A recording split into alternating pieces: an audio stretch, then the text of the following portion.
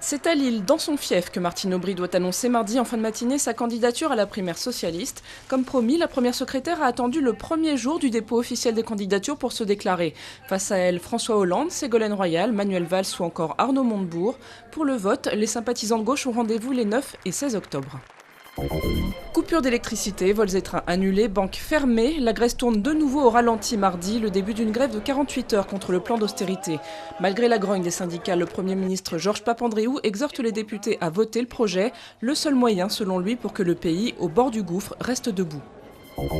Suite et sans doute fin de l'enquête sur la fuite au bac S. Un homme employé dans une imprimerie a été placé en garde à vue lundi soir dans le Gard. Il est le père de l'un des jeunes fraudeurs présumés. Un tout petit tour et puis s'en va. Les fortes chaleurs se maintiennent mardi en France, mais pas pour longtemps. Après avoir atteint des records dans certaines régions, les températures vont progressivement baisser. Moins 15 degrés en 48 heures prévu à Bordeaux. À ce stade, disent les spécialistes, on parle d'un simple pic de chaleur, pas de canicule.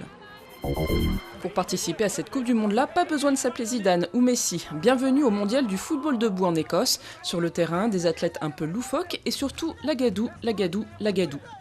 On s'est entraîné en boîte de nuit. Le foot debout est né il y a 14 ans en Finlande. Depuis, il s'est développé dans le nord de l'Europe. Contrairement à la chanson, on dirait que ça ne les gêne pas du tout de jouer dans la boue.